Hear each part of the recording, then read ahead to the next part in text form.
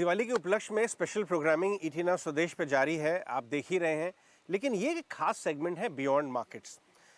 हम बड़े बड़े कॉर्पोरेट दिग्गज, मार्केट के महारथी आए दिन ईटी नाउ स्वदेश पे आते रहते हैं। लेकिन आज हमारे साथ जो 3 महारथी हैं वो अपनी अपनी फील्ड के लीडर्स हैं और बहुत ही अमेजिंग, बहुत ही डिफरेंशिएटेड फील्ड्स में लीडर्स हैं। हमारे साथ गौरांग प्रभु जी हैं जो स्पिरिचुअल लीडर हैं और इस्कॉन के माध्यम से सालों से नहीं दशकों से सेवा कर रहे हैं पूरे कंट्री में। एनएससी के आशीष चौहान जी हैं, वो तो हमारे यहाँ रेगुलर आते ही रहते हैं, नेशनल स्टॉक एक्सचेंज को हेड कर रहे हैं। हमारे साथ अपार ग्रुप के कुशल जी भी हैं जो बहुत ही कुशलता से एक शानदार ग्रुप चला रहे हैं और स्टॉक मार्केट आपकी कंपनी को बहुत ज़्यादा चाहता है, ये बात तो मुझे मालूम ही है। तो आप तीनों का स्वागत है। लेकिन आज हम बिज़नेस की बातें नहीं करेंगे और आप देख रहे हैं ये एक बहुत ही शानदार मंदिर के सीढ़ियों पे हम तीनों बैठे हुए हैं, बातचीत कर रहे हैं और ये एक इको विलेज है, गोवर्धन इको विलेज। तो गौरांग प्रभु, पहली बात तो हमें यहाँ आमंत्रित करने के लिए बहुत बहुत शुक्रिया। इस अवसर के लिए आप तीनों से हमें ज्ञान मिलेगा हमारे व्यूअर्स को। तो ये सबसे पहले हमें बताइए कि इको विलेज का कॉन्सेप्ट, गोवर्धन इको विलेज का जो कॉन्सेप्ट है ये कैसे आया और ये क्या जगह है? Govardhan eco village Palghar district में बनाया गया है। पालघर की जनसंख्या 30 लाख की है, लेकिन 27,000 रुपये पर एनम इनका पर कैपिटा आमदनी है, तो गरीबी बहुत अधिक है। तो हमने सोचा कि कैसे हम लोग पर्यटन और ग्राम विकास दोनों को जोड़ सके, जिसके लिए 2017 में UNWTO ने अवार्ड दिया eco tourism as a catalyst for rural development. यहाँ 120 रूम्स का हम लोग का स्पिरिचुअल रिजॉर्ट भी है और 400 गाँव में हम लोग एजुकेशन, हेल्थ केयर, स्किल के साथ सोशल डेवलपमेंट काम भी कर रहे हैं। तो क्योंकि अब आपका दिवाली का सीज़न है, तो कह सकते हैं कि राम राज्य किसे पुनर्स्थापित करें, क्योंकि रामचंद्र धर्म के प्रतीक, लक्ष्मण अर्थ के प्रतीक। लक्ष्मण शब्द का अर्थ है लक्ष्मणो लक्ष्मी संपन्न बहिर्प्राण एव पर। लक्ष्मण शब्द आता है लक्ष्मी से, लक्ष्मी अर्थात वेल्थ। तो लक्ष्मण की असली लक्ष्मी क्या थी? सेवा रूपी लक्ष्मी। तो इसलिए शत्रुघ्न काम के प्रतीक हैं और भरत मोक्ष के प्रतीक हैं। जब धर्म अर्थ के साथ जुड़ा रहेगा और काम मोक्ष के साथ जुड़ा रहेगा, तब राम राज्य स्थापित होता है। अगर अर्थ काम के साथ जुड़ गया तो फिर बेड़ा गर्क हो जाता है, इसलिए हमने बनाया है। तो आशीष जी, ये बहुत अच्छी बात बताई गुरु जी ने कि अर्थ और यानी बिजनेस और मनी को एग्जिस्ट कर सकते हैं एक कॉज के साथ। मेरा ऐसा है कि आप देखेंगे चाणक्य, जो एटलीस्ट मेरे बिजनेस में, मेरे एरिया में सबसे महान माने जाते हैं भारत में। 2300 साल पहले उन्होंने ट्रीटीज लिखी थी अर्थशास्त्र की, कौटिल्य के अर्थशास्त्र। उसमें उन्होंने लिखा था कि धर्मस्य मूलम अर्थ। तो धर्म आपको करना है तो भी अर्थ की ज़रूरत पड़ती है और उसके बगैर नहीं हो सकता। तो अर्थ जो है, अर्थ मीन्स पैसा, तो वो जो हो तो राज्य अच्छे से चल सकता है, समाज अच्छे से चल सकता है, बिजनेस अच्छे से चल सकता है। और वही हमने देखा है कि जो समाज ज़्यादा धन उत्पन्न करता है वो समाज अपने आप को अच्छे से बेहतर करना चाहता है तो कर भी सकता है, अधोगति की तरफ जाना चाहता है तो भी जा सकता है और अच्छी गति से जाएगा वहाँ पर भी। लेकिन जो अच्छी जगह पे जाना है जो समाज को, उसको धन की उपार्जन करना पड़ेगा।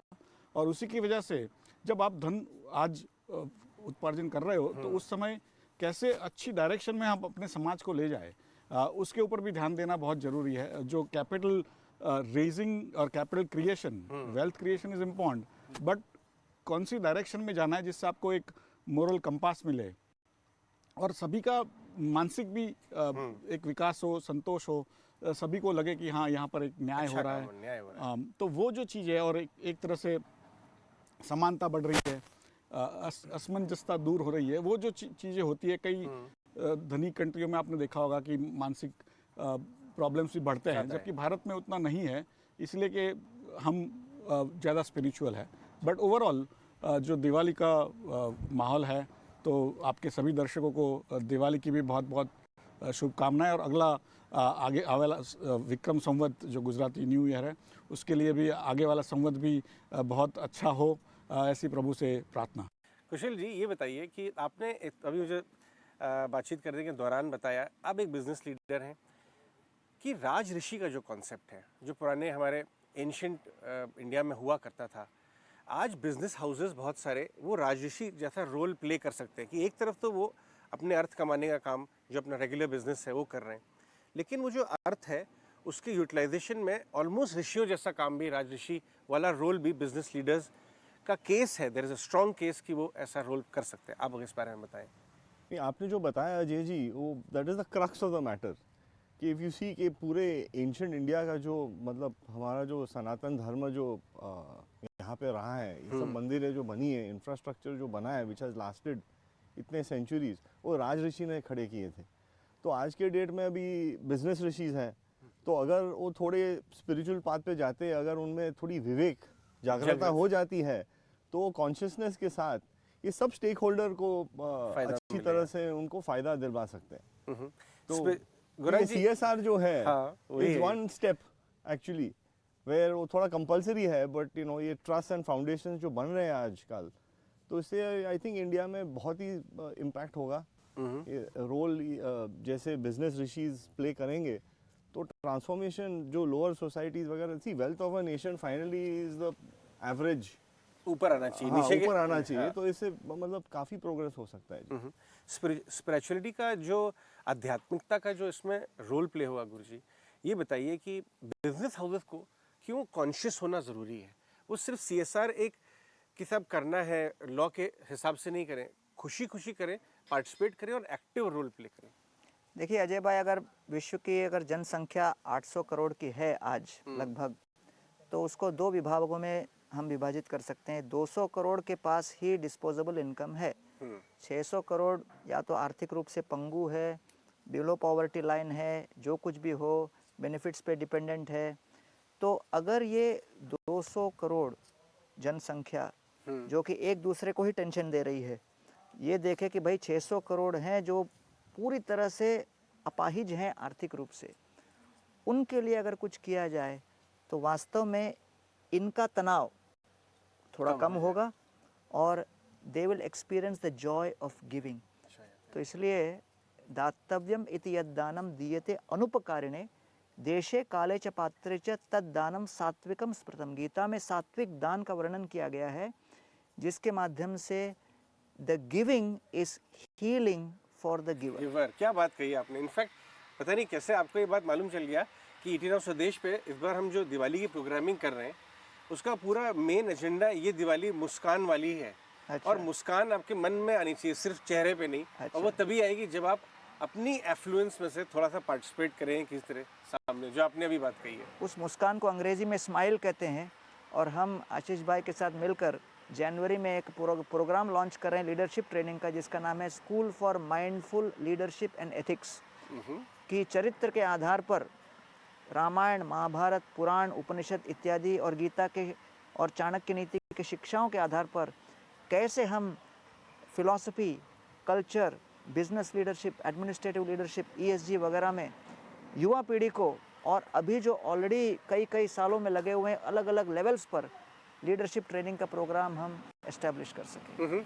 एक आखिरी सवाल मैं आपसे जानना चाहूँगा गौरांग प्रभु, आपने स्पिरिचुअलिटी की बात ऑर्गेनाइजेशन के और देश के लेवल पे तो की, लेकिन पर्सनल लेवल पे क्यों बहुत इम्पोर्टेंट हो गई है?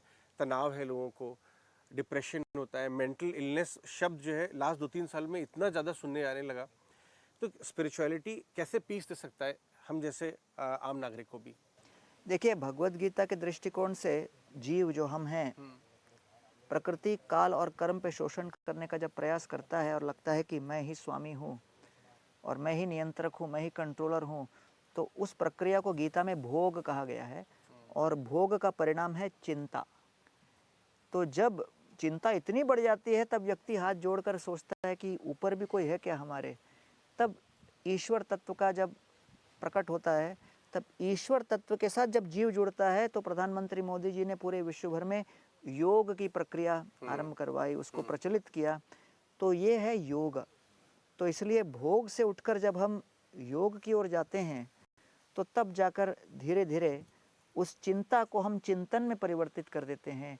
और ये हम लोगों का मिशन है। सनातन धर्म के आधार पर हम विश्व भर में लोगों को उस ईश्वर तत्व के साथ जोड़ना चाहते हैं। और उस जोड़ने की प्रक्रिया को हमारे पूर्वज कहते थे आरंभ की सुबह की प्रातःकालीन प्रार्थना या प्रेयर, जिसका अर्थ ये है कि जीव कभी बदलेगा नहीं, ईश्वर कभी बदलेगा नहीं, हमारा संबंध कभी बदलेगा नहीं। सुबह 9 बजे से रात को 9 बजे तक मार्केट तो बराबर बदलता ही रहेगा और उस बदलाव के कारण अंदर तनाव आता है। चेंज कॉजेस फियर, इस सिद्धांत को लेकर एंशिएंट विजडम बहुत रेलेवेंट बिजनेस लीडर्स के लिए आज की तारीख में हो जाता है। शानदार। हमारे साथ दो बिजनेस लीडर बैठे हैं, एक एक आखिरी सवाल मैं उनसे ले लूं। आशीष जी, आप मार्केट के हिसाब से, कि गौरंग प्रभु ने मार्केट की बात की, आप देश का सबसे बड़ा स्टॉक एक्सचेंज हेड करते हैं, बट मुझे ये बात मालूम नहीं थी कि आप कॉलेज टाइम से आध्यात्मिक रहे। तो आप हमारे देश के जो एंशिएंट विजडम है, चाहे वो रामायण महाभारत और दूसरे ग्रंथ हैं, आपने बचपन से ही पढ़ रखे हैं। एक दो बातें बताइए जो आप डेली लाइफ में बहुत मजबूती से फॉलो करते हैं, और हमारे युवा जो व्यूअर्स हैं, आध्यात्मिक प्रिंसिपल्स में से दो फेवरेट आपके।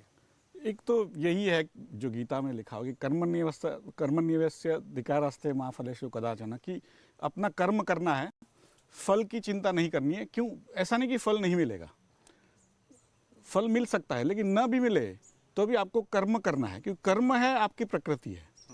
फल जो है वो एक तरह से अचीवमेंट होगा नहीं होगा, तो जब आप फल की चिंता करते रहते हो तो आप कर्म भूल जाते हो। बट कर्म करते रहोगे, आपको चलते रहना है। जो भी आपके सामने आया, कई लोगों को ये रहता है कि मेरी ये कैरियर होगी, मेरा ये बिजनेस है, मुझे ये अचीव करना है। आप उस डायरेक्शन में जा रहे हो। कई बार ऐसे भी हो सकते प्रॉब्लम आए, लेकिन आपको उतार चढ़ाव तो आते ही हैं। आपको आगे बढ़ते रहना है। हो सके फल ना मिले, लेकिन उसमें से जो आपको सीख मिलेगी तो आपको आगे जाके दूसरी चीज़ों में काम में आ सकती है। तो एक कर्मण्येवाधिकारस्ते पार्ट जो है मेरे जीवन में पहले से बचपन से रहा कि आप कर्म करते रहिए, कोई भी डायरेक्शन में। ऐसा नहीं कि आपको यही चीज़ करनी है, जो आपको पसंद आए उसमें करिए। आपको फल ना भी मिले तो करते जाइए और उसी में आनंद लेते जाइए। दूसरा यही है कि निजानंद, दूसरों के निज आनंद, खुद के अंदर से आनंद उत्पन्न करना है। कोई बाह्य चीज़ों से कि भाई मुझे ये मर्सिडीज़ मिल गई, या मुझे ये बड़ी पगार मिल गई, या कोई मेरा बिजनेस $1 बिलियन का हो गया तो मुझे आनंद मिलेगा। वहाँ जब आप पहुँचते हो तो आपकी समस्या और बढ़ती है, क्योंकि वो एक मूविंग टारगेट है। हाँ, क्योंकि जबकि आपका आनंद जो मन से है तो आप वो कोई छीन नहीं सकता, आप कहीं पर भी हो। वो जो निजानंद नाम की चीज जो भगवान कह गए कि भाई निजानंद जो है, अपना आनंद अपने अंदर से उत्पन्न करिए आप। ओके, क्या बात है।